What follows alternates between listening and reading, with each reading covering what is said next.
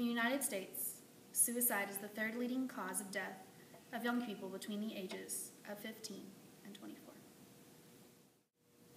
In Texas, suicide is the second leading cause of death for 15 to 19-year-olds. Almost as many die from suicide as from natural causes. Every 2 hours and 11 minutes, someone under the age of 25 completes suicide. 5,000 young people in the United States commit suicide every year. Every year, about 125,000 young people are treated in emergency rooms for injuries sustained during a suicide attempt. For every completed youth suicide, it is estimated that 100 to 200 attempts are made.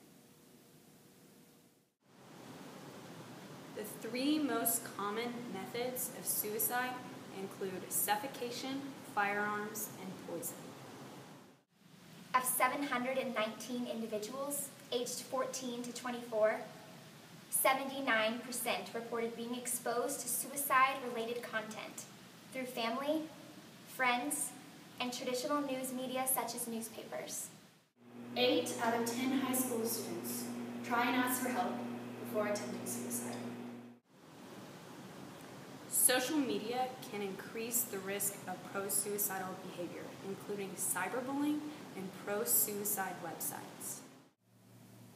In a national survey of high school students, 20% thought about suicide.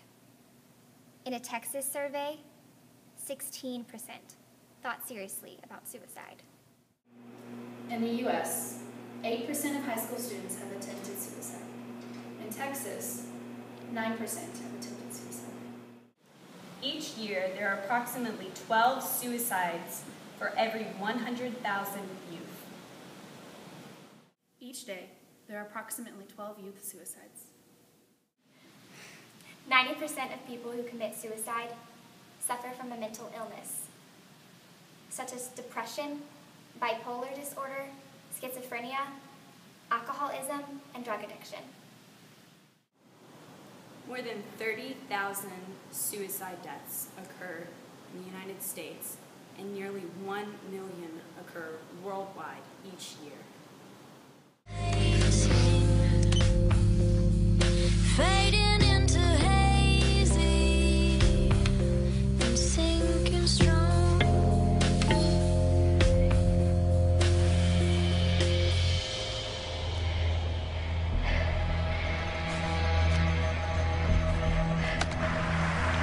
I'm Taylor Hillridge. Want to have a good time? $5, all it takes. You smell like a bit of a sewer.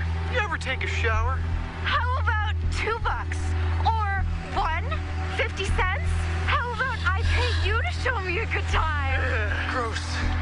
I act like I'm the most holy and pure thing at school, but I'm really the dirtiest little whore.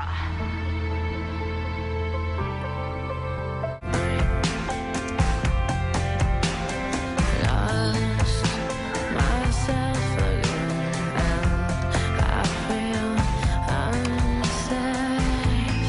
Be my friend. I'm the real Taylor Hillridge. And I don't know why everybody hates me so much. But maybe I do. Because now I hate me too. And right now, I really don't see the reason for trying. Or for talking. Or for breathing. I'm just done.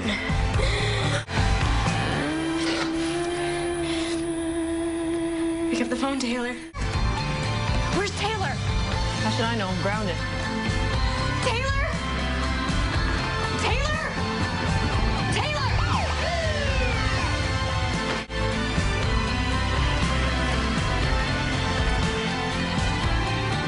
Taylor? I can't get the cap on!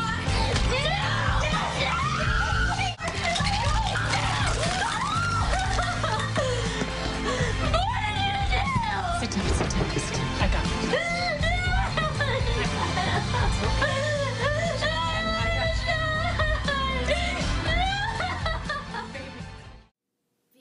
suicide is impacting students today. Teenage suicide affects more than just the person implementing the act. Suicide affects a whole number of people. A group among people who are affected are the students in the school. Even if these students do not personally know the student, they are still affected. The term emotional regulation refers to a person's ability to appropriately experience and express intense emotions such as grief and fear. Most adolescents have mastered basic skills that allow them to handle strong emotions encountered day to day. But these skills may be challenged in the face of a suicide. In addition, young people may not yet have learned how to recognize complex feelings or physical indicators of distress, such as an upset stomach, restlessness, or insomnia. Moreover, adolescence marks a time of increased risk for difficulties with emotional regulation. Given the intensification of emotional responses that come with puberty and the structural changes in the brain that occur during this developmental period. It is therefore important for schools to provide students with appropriate opportunities to express their emotions and identify strategies to managing them. So the school can continue its primary focus of education. It may also be useful for school staff to identify and reach out to families of students who are not coming to school. Students who have been affected will show many signs. These include not showing up to school, bottling up their emotions, and turning away from fellow students and friends. When a tragedy like a suicide does occur, as teachers and school staff, it is important to encourage students to think about specific things they can do when intense emotions, such as worry or sadness, begin to well up. These include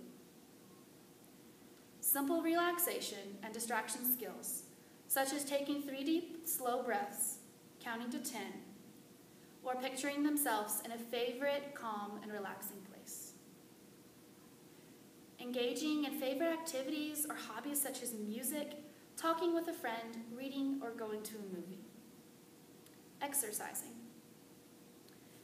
Thinking about how they've coped with difficulties in the past and reminding themselves that they can use those same coping skills now. Writing a list of people that they can turn to for support. Focusing on individual goals, such as returning to a shared class or spending time with mutual friends. Often, youth will express guilt about having fun or thinking about other things.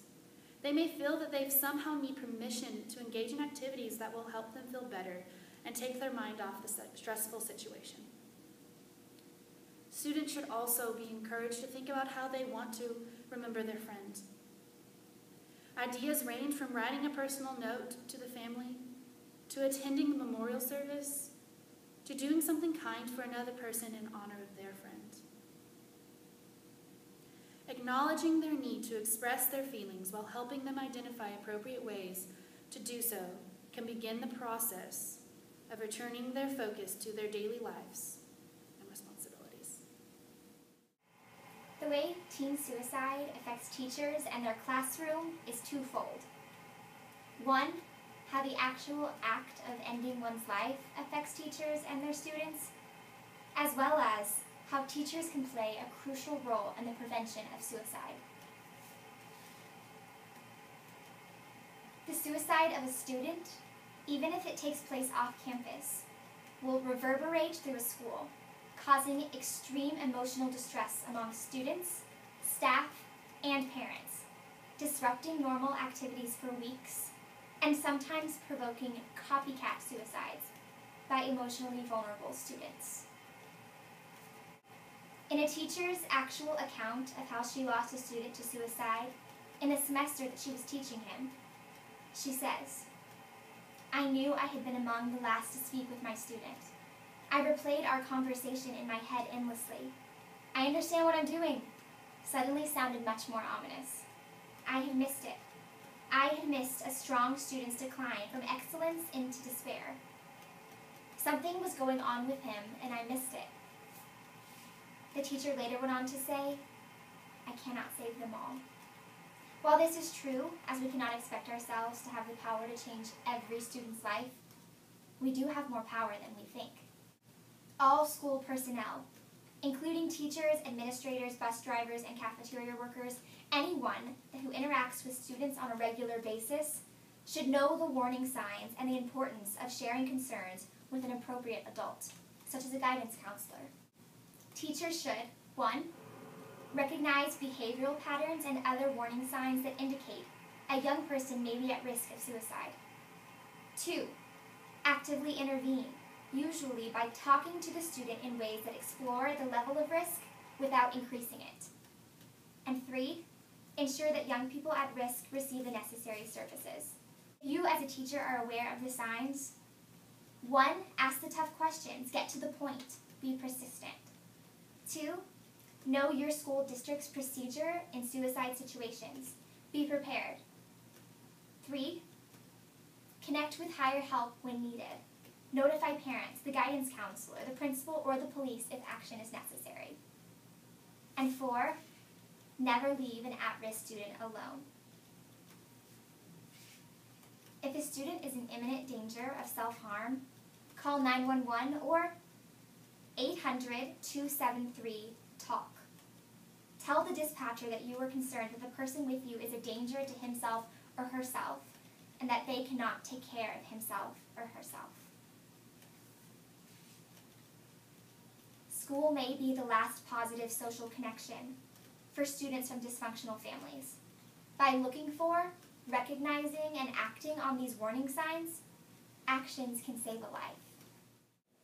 How to handle suicide in the classroom, whether it be from suicide prevention or helping those who have been affected by suicide. Understand the 5 stages of grief. Know that there is denial and isolation, anger, bargaining, depression, and then finally acceptance. If you suspect that a teenager in your classroom is struggling from depression, speak up right away. Even if you're unsure, the troublesome behaviors and emotions you're seeing in the teen are signs of a problem. In a loving and non-judgmental way, share your concerns with the teenager. Let him or her know what specific signs you've noticed and why they worry you. Then encourage the child or teenager to share what he or she is going through. If your teen claims that nothing is wrong, but has no explanation for what is causing the depressed behavior, you should trust your instincts.